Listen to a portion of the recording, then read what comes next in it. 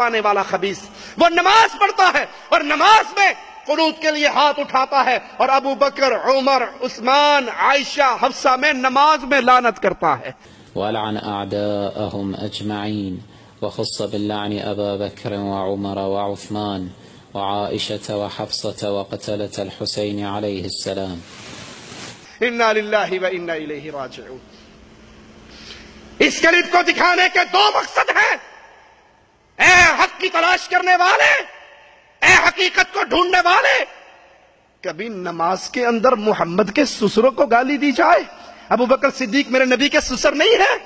فاروق اعظم میرے نبی کے سسر نہیں ہے؟ کیا سسر کا مقام باپ والا نہیں ہوتا؟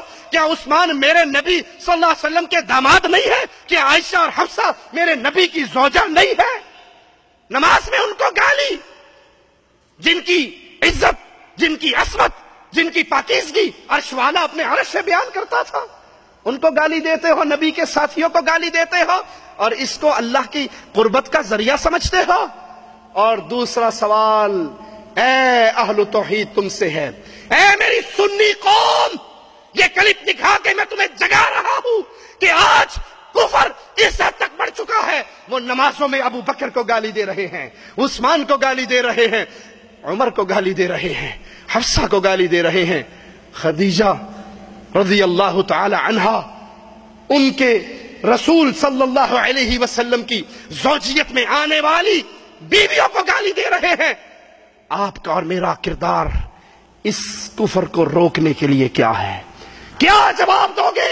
قیامت کے دن اگر ابو بکر نے پوچھ لیا، عمر نے پوچھ لیا، عثمان نے پوچھ لیا، امی عائشہ نے پوچھ لیا، امی حفصہ نے پوچھ لیا، ہمارے وارث ہونے کے دعوے دار تھے تم، ہم سے محبت کے دعوے دار تھے، تم کہا کرتے تھے صحابہ کے وارث دھرتی پہ اہل سنت ہے، اہل الحدیث ہے، جب لوگ نمازوں میں ہمیں گالیاں دے رہے تھے تم نے کیا کیا تھا؟ تم نے میرے نبی کی بیویوں کی عزت کو بلند کرنے کے لیے کیا کیا؟ ارے ان کی عزت کو تو رب نے بلند کر دیا، لیکن دشمنوں کا منہ بند کر کے خود اپنے آپ کو تو جہنم سے بچا لو۔ آج یہ کیفیت ہے، میرے نبی کے صحابہ پہ لعن طعن ہوتی ہے، یہی خاسر خبیث سیدہ عائشہ کی وفات پہ جشن مناتے ہوئے کیک کاٹتا ہے، اس کیک پہ لکھتا ہے عائشہ فی النار۔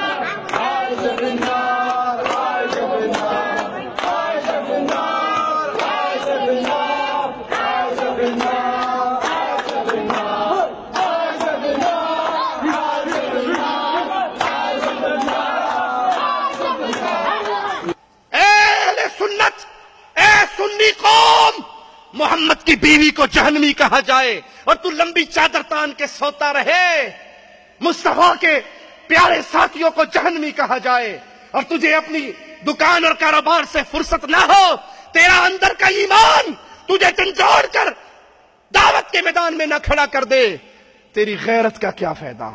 تیرے ایمان کا کیا فائدہ؟ تیرے مال کا کیا فائدہ اگر یہ مال امی عائشہ کی عزت کے دفاع پہ خرچ نہ ہوا؟